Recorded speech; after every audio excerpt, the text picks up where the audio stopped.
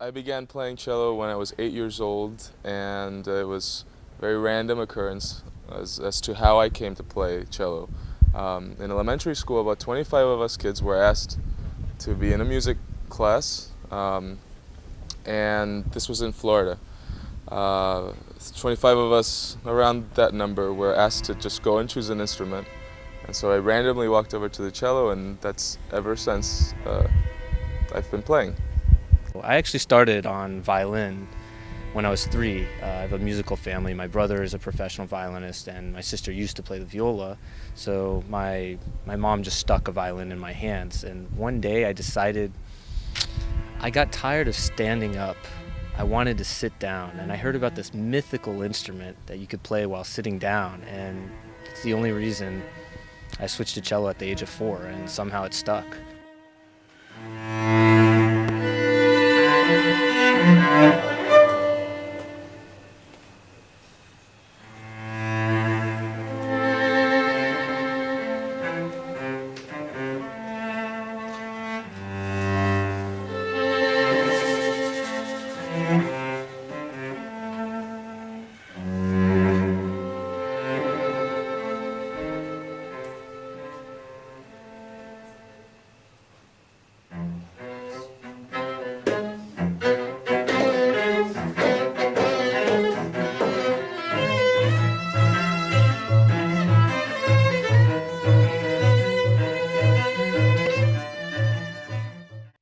I started playing the violin because my father is a violinist, and so music has always been with me since I was little.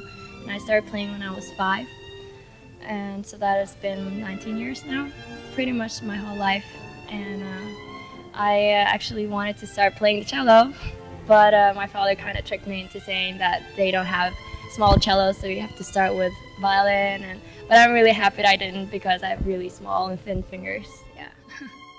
I've always thought I would be a professional. I've always wanted to be a professional musician. Probably because I really love music, and I just think that if you can do something you love for a living, you should take the opportunity to do it. I've been playing the bass about approximately 10 years. However, I started originally on the violin when I was 10 and switched when I was around 14. Just because of the needs of an orchestra I was playing, and I was forced to switch. And it was kind of awkward at first, but eventually I grew to love it. For a performance, I try to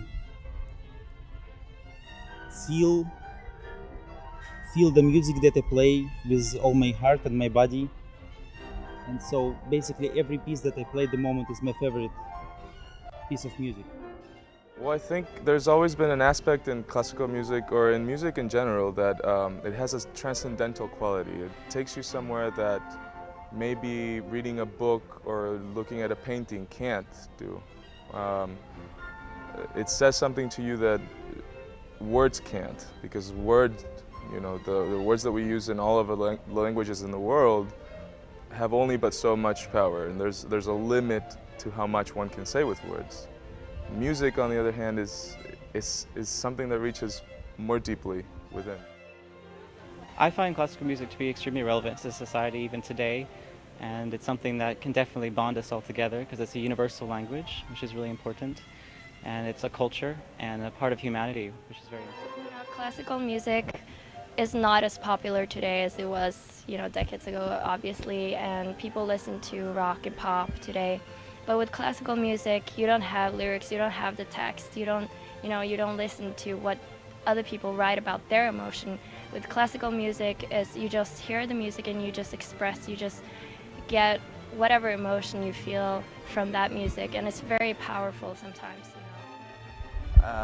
Classical music, a special thing about classical music, first of all, I think it's most difficult thing to play, because in a rock concert, actually most rock bands, they play their own songs. They just play something and nobody can really say, yeah, they play good or they play bad this song. But in classical music, everybody plays almost the same songs. I mean, the further you go, the more important songs are that everybody play. I mean, pieces, and everybody plays the same pieces, and you have to find your own interpretation of it. You have to find a way to make it special, because everybody plays it. It becomes like a bit boring because it's always the same, but you have to find a way to make it special the way you play it. I think that's very exciting about it, and also difficult. And yeah, somehow you can play music, then you feel like 200 years ago, and how they lived and how they played it. I think it's very special.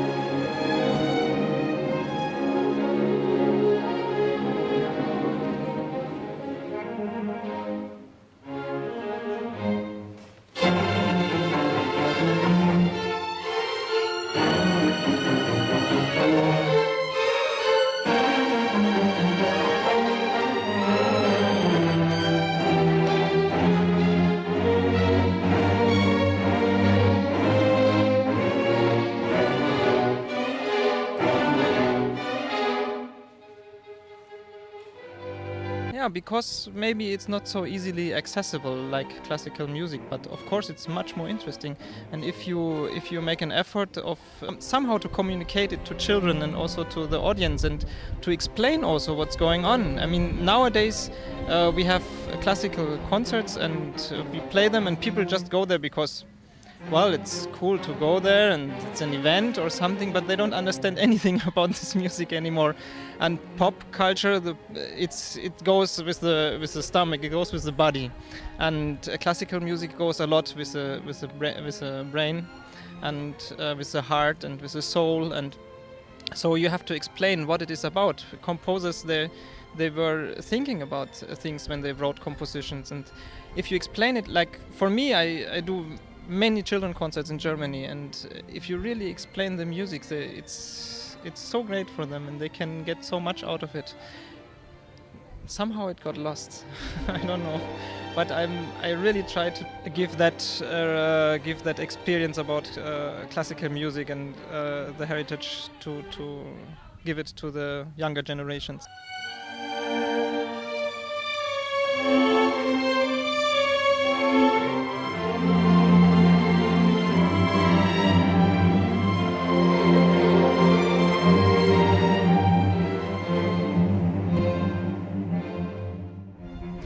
Popular music always existed, but this is something what lives for a very short time. But popular music is something for entertainment.